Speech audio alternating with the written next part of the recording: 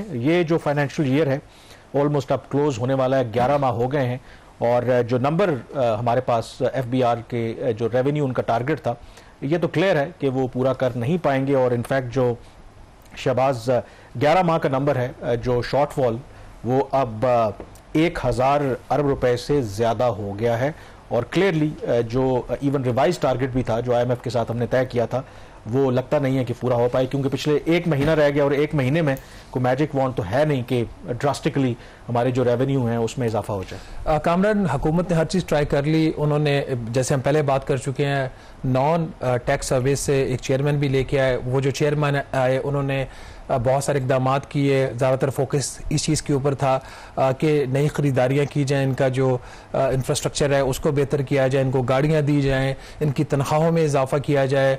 उसके साथ कुछ और बड़ी प्रोक्योरमेंट्स की गई। पिछले चंद दिनों में जो मुख्तलिफ हुकूमती बॉडीज़ हैं उन्होंने तकरीबन 55 अरब रुपए के करीब जो है बजट अप्रूव किए अंडर 2 डिफरेंट प्रोजेक्ट जहाँ जो इनकी ख़रीदारी के लिए पैसा इस्तेमाल होगा एफबीआर से रिलेटेड मामला के लिए। इसके बावजूद जो आउटकम है वो इंतहाई मायूस कुन है। एक टोटल एक होपलेसनेस की एक सिचुएशन बनी हुई है इस वक्त एफबीआर के अंदर। पहले एनुअल जो टैक्स शॉर्टफॉल आता था वो कामन 250 अरब रुपए आता था और ये सब कुछ करने के बावजूद प्राइम मिनिस्टर का एक स्पेशल फोकस है एफबीआर के, उसके बावजूद जो मंथली अब शॉर्टफॉल आना शुरू हो गया वो 200 अरब रुपए से जायद का आना शुरू हो गया है। ये बहुत ही खतरनाक बात है। 2-3 चीज इसकी फ्लिप साइड ये भी तो नहीं है कि जो टारगेट है वो भी तो इटसेल्फ बहुत बड़ा है। तो टारगेट ऐसे मत रखे ना, हमने तो नहीं रखे जाके टारगेट्स। इनको पता नहीं था कि इनकी कैपेसिटी कितनी है, इनको पता नहीं था कि इकोनॉमी की हालत कितनी है, क्या खराब हो चुकी है। इनको ये नहीं पता था कि 3 साल से जो आपका इंडस्ट्रियल सेक्टर है वो नेगेटिव ग्रोथ में है। इनको ये नहीं पता था कि मुल्क के अंदर जो इस वक्त महंगाई है पिछले 3 साल में उसकी रेशियो में कितना इजाफा, लोगों की परचेजिंग पावर ही नहीं रही, वो खर्चा कहाँ करेंगे और खर्चा करने के लिए उनके पास छोड़ा क्या। जो तनख्वाहदार तबका होता है जो मिडिल क्लास को रिप्रेजेंट करता है उससे तो जो पैसा थोड़ा बहुत बचता है वो आप टैक्सेस में लेके जा रहे हैं। तो अगर ये नाज़रीन सारी सूरत हाल को देखा जाए तो इंतहाई मायूस कुन कारकर्दगी रही है एफबीआर की। इसके बावजूद 50 से 55 अरब रुपए की खरीदारी करने जा रहे हैं। प्राइम मिनिस्टर का स्पेशल फोकस है। नॉन टैक्स सर्विस से चेयरमैन को भी लाया गया। सिर्फ 11 माह के अरसा में जो टैक्स का शॉर्टफॉल है वो 1030 अरब रुपए तक पहुंच चुका है। इन्होंने को 11,241 अरब रुपए इकट्ठा करना था। जो लास्ट वर्किंग डे था उस तक इन्होंने 10,205 अरब रुपए इकट्ठा किया। 5 से 10 अरब रुपया मजीद आ जाएगा तो आप कह सकते हैं तकरीबन 1020 अरब रुपए का टैक्स का शॉर्टफॉल है। ये इतना बड़ा शॉर्टफॉल है, इसके ऊपर हुकूमत को कम से कम कुछ ना कुछ एक्शन लेना चाहिए था। समझ नहीं आ रही कि प्राइम मिनिस्टर क्या सोच रहे हैं, वो क्या देखना चाह रहे हैं, कहां पे जाके ये ब्रेक लगेगी, कुछ समझ नहीं आ रही। सिर्फ जो मई का टैक्स का हदफ था 1111 अरब का, उसमें 205 अरब रुपए का एक महीने का टैक्स का शॉर्टफॉल है। ऐसा लगता है जैसे जो टैक्स मशीनरी है पाकिस्तान की कंप्लीटली कोलैप्स कर चुकी है। जो कलेक्शन आ रही है वो ऑटोमेटिक आ रही है और किसी को किसी चीज की कोई परवाह नहीं। अगर चंद बड़े नंबर्स की नाज़रीन बात कर लें, चूंकि तनख्वाहदार तबके के ऊपर बेतहाशा बोझ डाला गया, कॉर्पोरेट सेक्टर के ऊपर बेतहाशा बोझ डाला गया, तो जो इनकम टैक्स का जो हदफ था उससे भी 296 अरब रुपया ज्यादा इकट्ठा किया है। जो मार पड़ रही है, जहां पे एफर्ट्स की जरूरत होती है, जहां पे आपको किताबों में जाके देखना पड़ता है कि जो सेल्स इन्होंने शो किए हैं वो ठीक किए हैं, जो आमदनी शो की है वो ठीक है, वो है इनका सेल्स टैक्स का एरिया। सेल्स टैक्स का जो हदफ था उसमें 11 माह के अरसे में 900 अरब रुपए की उसमें शॉर्टफॉल है। ये इसके बावजूद है कि बच्चों के दूध से लेकर पैकेज मिल तक हर चीज के ऊपर इन्होंने सेल्स टैक्स लगाया।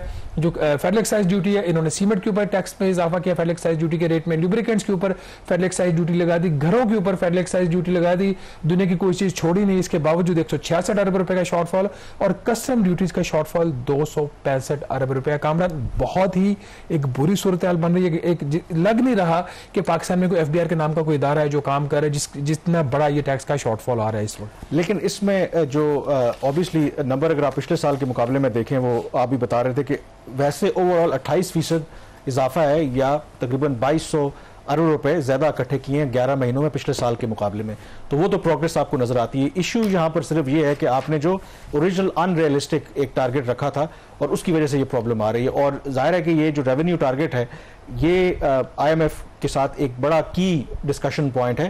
तो क्या आईएमएफ इसके हवाले से अब उसका क्या रिएक्शन होगा? ज़ाहिर है उन्होंने एक कुछ मार्जिन तो रखा था कि चलें एक रीजनेबल शॉर्टफॉल तो उसको वो एक्सेप्ट करेंगे, बट ये जो शॉर्टफॉल है डू यू थिंक ये गवर्नमेंट के लिए एक प्रॉब्लम हो सकता है फ्यूचर में जो IMF के साथ नेगोशिएशंस होंगे? देखिए, जो मार्च के इनके मुज़ाकरात हुए थे IMF के, उसमें IMF ने इनका जो हदफ था उसमें 640 अरब रुपए की कमी कर दी थी। तो 640 अरब रुपए की कमी पूरे साल के लिए की गई थी। अब अगर वो 640 अरब रुपए को माइनस भी कर दें, उसके ओवर एंड अबव 400 अरब, तकरीबन 390 अरब रुपए का जो शॉर्टफॉल है उससे IMF के हदफ से ज्यादा आ चुका है। तो आपको याद होगा, असल में हमारे यहाँ एक बड़ा रवाज है कि विक्ट्री क्लेम कर लो। पहले क्वार्टर के जब नंबर्स आए टैक्स कलेक्शन के, तो इनकी टैक्स कलेक्शन में बेतहाशा शॉर्टफॉल था। तो उस वक्त प्राइम मिनिस्टर को जाके ब्रीफ किया गया जी देखें ये नंबर्स इमटीरियल होते हैं। IMF का हदफ ये है कि पाकिस्तान की जो टैक्स कलेक्शन FBR की है सिर्फ, वो उसकी इकॉनमी का जो साइज है उसके 10.6% के बराबर होनी चाहिए। और ये देखें हमने जो है पहले 6 माह के अंदर 10.6 की जगह पे 10.8% ऑफ द GDP हमने टैक्स कलेक्शन कर लिया पहले 6 माह के अंदर। ये प्राइम मिनिस्टर को बाकायदा इसकी ब्रीफिंग दी गई, उनको जो एक ब्यूरोक्रेसी का एक स्टाइल होता है उनको डाइवर्ट किया गया, उनकी डिफ्लेक्शन की गई, उनकी अटेंशन की, ताकि जो कोर इशू है उसके ऊपर ना रहे। हमें भी पता था कि ये जो 10.8% आज ये GDP के हवाले से बात करें, नंबर्स रिलायबल नहीं है। असल पता तब चलेगा जब जून क्लोज होगा। जून अगर क्लोज होता है और अगर ये फिर भी एब्सोल्यूट टर्म्स में अगर ये इनको शॉर्टफॉल का बेतहाशा सामना करना पड़ रहा है, बावजूद इसके 1300 अरब रुपए के कामरान इजाफी टैक्सेस लगाएंगे, तो अगर 10.6% के बराबर उन्होंने टैक्स इकट्ठा कर लिया तो फिर हम कहेंगे चलें कम से कम हमारा तो बेड़ा गर्क किया, जो टैक्सेस का बोझ डाल के आपने IMF का एक हदफ जो है वो अचीव कर लिया, वो भी अब काफी डिफिकल्ट होता है। जब आपने इसमें इजाफे की बात की, 28% इजाफा है, 2225 अरब रुपया इन्होंने ज्यादा इकट्ठा किया पिछले माली साल से। अब वो कैसे इकट्ठा किया, ये एक सवाल है। टैक्स कलेक्शन के अंदर एक फेयरनेस होती है, एक इक्विटी होती है, और फिर जो टैक्स पेयर होता है उसके कुछ राइट्स होते हैं। अब जो मैं बात करने जा रहा हूँ ये हेयर से नहीं है, हमने कल के प्रोग्राम में भी जिक्र किया। ये जो शॉर्टफॉल आया है 1030 अरब रुपए के करीब, ये इसके बावजूद कि जो टैक्स के रिफंड्स थे मई में पिछले साल के मुकाबले में 5% कम किए गए। मजमूई तौर पर 11 माह में जो टैक्स के रिफंड्स दिए गए वो सिर्फ 1.1% ज्यादा थे। अगर टैक्स कलेक्शन में ग्रोथ आ रही है 28%, बावजूद इसके कि शॉर्टफॉल है, तो ये जो आपके जो टैक्स के जो रिफंड्स हैं वो उसमें क्यों 1% की ग्रोथ है? इसका मतलब रिफंड्स रोक रहे हो। 1, 2 लोगों के बैंक अकाउंट से पैसा निकाला गया, कंपनीज के बैंक अकाउंट्स के से जो है वो पैसा निकाला गया। इसमें ये अगेन हेयर से बात नहीं है। जो मिर्जा अख्तियार बेग हैं, पाकिस्तान पीपल्स पार्टी के MNA हैं, national assembly standing committee on finance के वो मेंबर हैं, उन्होंने वहां पे केसेस को कोट किया कि कैसे कहां से उन्होंने पैसा निकाला।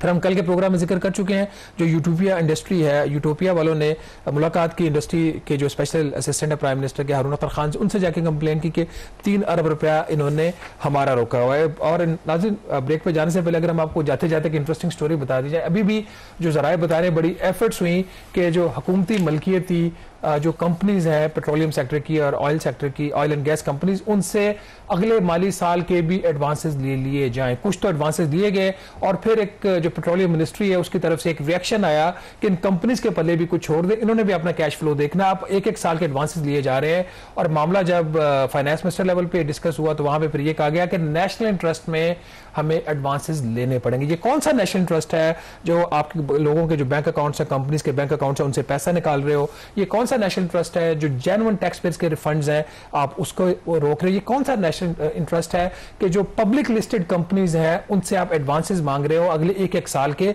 और ये जो हम बात कर रहे हैं ये हेर से बात नहीं है, ये जहां पे बात हुई है सबको पता है। टैक्स टारगेट को रियलिस्टिक रखें, टैक्स टारगेट के रियलिज्म के साथ साथ जो टैक्स मशीनरी उसकी जो कैपेसिटी और जो कैपेबिलिटी है उसको भी सामने रखें।